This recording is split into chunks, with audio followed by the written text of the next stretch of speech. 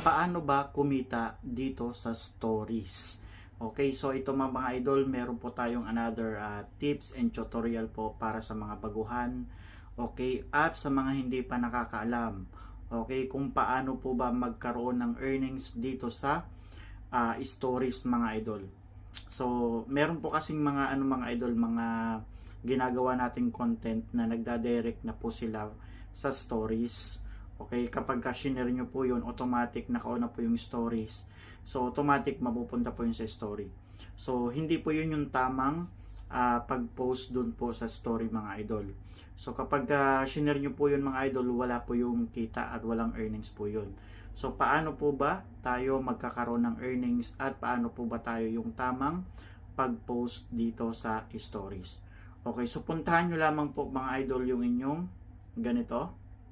Okay, i-click nyo lamang po yan mga idol. So, dyan po kayo mga idol mag-post or mag-upload ng inyong video or yung photos nyo mga idol. Okay, dyan lamang po.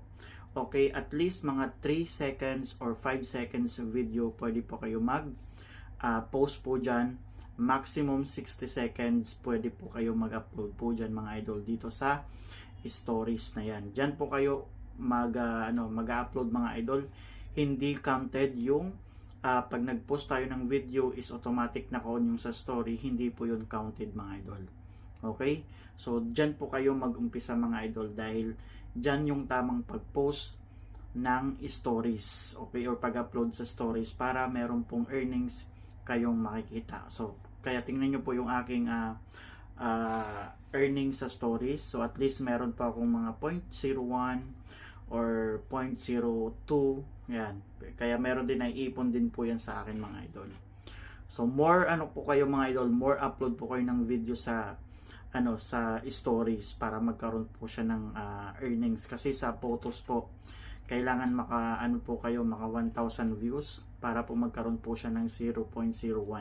So napakaliit po ng kita po sa stories mga idol, pero at least lagyan nyo lang po ng entry po yan mga idol para hindi po mamula yung dashboard ng inyong stories. Okay, so kung nagustuhan nyo po yung aking video and content, ayan, paki-follow naman po mga idol and paki-share na rin po para po malaman din po ng mga kapwa nating content creator or small content creator na baguhan. Okay, maraming salamat.